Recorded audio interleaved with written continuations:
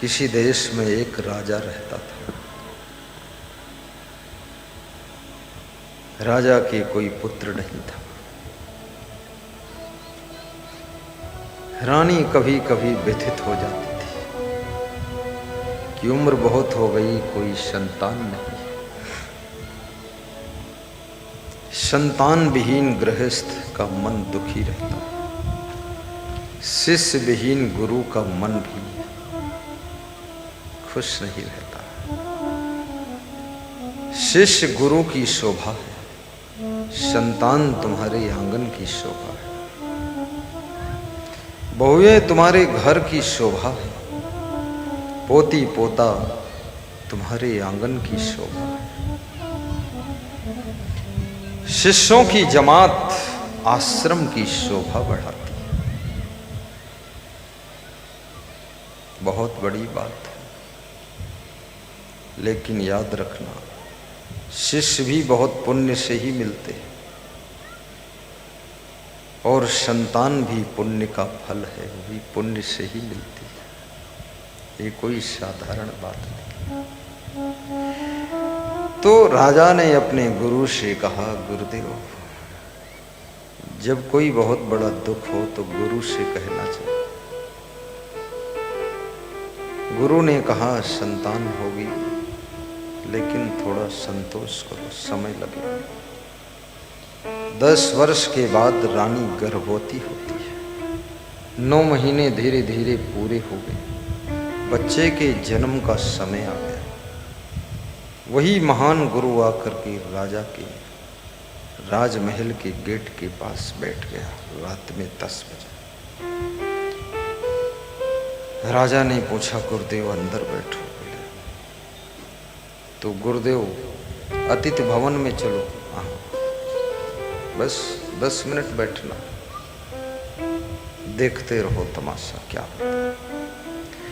राजा ने सेवकों को ड्यूटी में लगा दिया कि गुरु की सेवा करना, ध्यान रखना सब। थोड़ी देर बाद खबर मिली, रानी को प्रसव पीड़ा हुई और सहज भाव से बालक का जन्म हो गया। और जन्म होते ही लक्ष्मी जी घर में प्रवेश करती है। गेट पर गुरु लक्ष्मी जी को रोकता है और पूछता है, तुम कौन हो? लक्ष्मी जी ने कहा, मैं रंभा हूँ, अम्बा हूँ, जगदम्बा हूँ, लक्ष्मी हूँ। तो यहाँ क्यों आई? बोले, नया बालक जन्मा है, उसका भाग्य लिखने के लिए आई हूँ। अच्छा, तो ये मेरे शिष्य राजा का बेटा है, इसके भाग्य में राजपाट लिख देना। क्या लिखोगी लक्ष्मी जी? जगदम्बा। लक्ष्मी हंसती है और कहती है, इसके भाग्य में खुरपा और खारा लिखूंगी। घास छीलने वाला खुरपा और घास बांधने वाला खारा, रस्सी का होता है, डोरी का। गुरु ने सिफारिश किया कि अरे नहीं, ऐसा मत करना, हाथ जोड़ता हूँ, राजपाट लिख देना। लक्ष्मी जी मुस्कुराई और अंदर गईं और भाग्य लिखकर वापस लौटी। गुरु ने पूछा, क्या लिखा जगदम्बा? बोले, खुरपा खारा लिखी। बोले, मानी नहीं तुम? बोले, मानूंगी कैसे, विष्णु भगवान का आदेश है।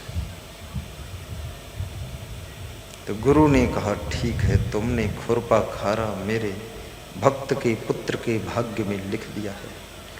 अब मैं भी उस लिखे हुए को मिटा कर मानूंगा। गुरु जोश में आ गया। लक्ष्मी ने कहा, तुम मिटा ही नहीं सकते हो मेरा लिखा। जो कुछ लिखा ललाट में, सो होवे परिणाम। चाहे परे घर रंग के, चाहे महीपत धाम। जो कुछ लिखा ललाट में, सो होवे परिणाम। चाहे परे घर रंग के, चाहे महीपति धाम। भाग्य में क्या लिखा कराए हो। और कर्म की रेख पर यदि कोई मेख लगा सकता है तो इसका नाम सद्गुरु है। कर्म की रेखा को बदल देता है, भाग्य की रेखा बदलता है।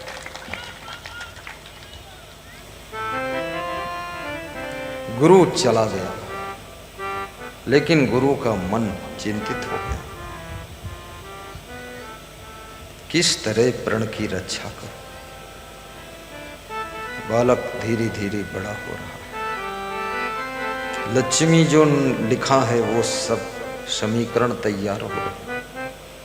पड़ोस के बलशाली राजा ने आक्रमण कर दिया, राजपाट छीन लिया। दासी उस बालक को लेकर भाग गई। वर्तमान के राजा रानी को गिरफ्तार करके जेल में डाल दिया। गुरु ने 10 साल बाद पता लगाया क्या हुआ। सबने बताया यहाँ तो सब बड़ा तहलका मच गया, राजपाट भी चला गया, राजा रानी जेल में है। बोले उसका बच्चा कहाँ है? बोले उसका तो कुछ पता ही लता नहीं, मर गया क्या हुआ। गुरु ने ध्यान लगाया तो मालूम हुआ एक पहाड़ की तलहटी में घास फूस की झोपड़ी डालकर उसमें वो बालक रहता है। गुरु खोजते खोजते वहाँ गया तो देखा कि वो बालक झोपड़ी में सोया है। उसको जगाया और कहा, बेटा कैसे गुजारा कर रहे हो? तो उसने एक झौवा था उसके पास, झौवा उठाकर दिखाया, खुरपा खारा। दिन भर घास छोलता हूँ, खारा में बांधकर बाजार में बेचता हूँ, जो पैसे मिलते हैं पेट पालता हूँ, बस क्या करूँ। गुरु का मन दुखी हो गया कि अरे मेरे भक्त के बालक की ये दशा हो। गुरु कहा, मेरे भूख लगी है, कुछ खिलाओ। बोले क्या खाओगे गुरुदेव? दही जलेबी खाने का मन होता है बेटा। अच्छा तो पैसे तो है नहीं गुरु जी, तो ये खुरपा खारा है ना, इसको बेच के ले आओ दही जलेबी। तो खुरपा खारा बिकवा दिया, बिक गया, दही जलेबी आ गया। खाना तो बहाना था, एक जलेबी खाया, एक चम्मच दही उस बच्चे को दे दिया, तुम खा लो। उसने कहा बहुत दिन बाद खा रहा हूँ दही जलेबी, नसीब ही नहीं। रात में उसी बच्चे के साथ गुरु रहता है, सत्संग सुनाता है, ज्ञान देता है, संस्कार देता है, आशीर्वाद देता है। सवेरा हुआ, गुरु फ्रेश होकर तैयार हुआ, बोला फिर भूख लगी, नाश्ता लाओ। बोले अब क्या खाओगे? बोले अब खीर खाने का मन होता है, खीर ले आओ। बोले वो तो खुरपा खाना भी बिक गया, अब घास भी नहीं छोड़ सकते, अब कहाँ से लाएं? बोले उस झौवा के नीचे देख लो। खोला तो एक खुरपा खारा और रखा था। तो शिष्य ने पूछा, ये चमत्कार है, खुरपा खारा कहाँ से आ गया? कल तो बेच डाला था। बोले तेरे भाग्य में लक्ष्मी जी ने खुरपा खारा लिखा, ये तो रहेगा ही। तू घास छील कर मत खा, इसको बेच बेच कर खा। लक्ष्मी को कितना पता चलेगा कितने खुरपा खारा भेजेगी। गुरु ने देखिए राह बता दिया। तो शिष्य खुश हो गया, बोले ये बात तो हम सोच ही नहीं पाए थे। बोले ये गुरु बताता है, जाओ बेच लाओ, खीर ले आओ। बेच करके खीर लेकर आया। गुरु ने एक चम्मच खाया और दे दिया। तो शिष्य सोचता है गुरु खाता भी नहीं, मंगाता है। फिर गुरु ने कहा अब हम जा रहे हैं, दक्षिणा दो। दक्षिणा विदाई। गुरु जब जाता है, विदा होता है, दक्षिणा दी जाती है। तो उसने कहा अब कहाँ से दूं? बोले झौवा उठा के देख। देखा तो उसमें तीसरा खुरपा खारा रखा था। बोले इसी को बेच के ला, दक्षिणा देते। बेच के लाया, दक्षिणा दे दिया। बोले घास मत छील लो, इसी को बेच। तो शिष्य भी सोचा अच्छा गुरु मिल गया, घास छोड़ना ही खत्म कहानी।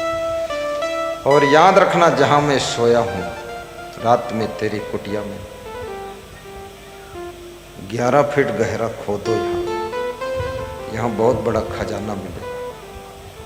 वो इसको बेच करके सेना तैयार करो, अपने राज्य पर पुनः आक्रमण करो, उस अपराधी राजा को बंदी बनाओ, अपने माता पिता को छोड़ाओ, उस राज्य पर कब्जा करो। इतना कर लेना तुम अब खुरपा खारा बेच बेच कर ही काम चलाओ, घास छीलने मत जाना। मैं ये चला, गुरु चला गया।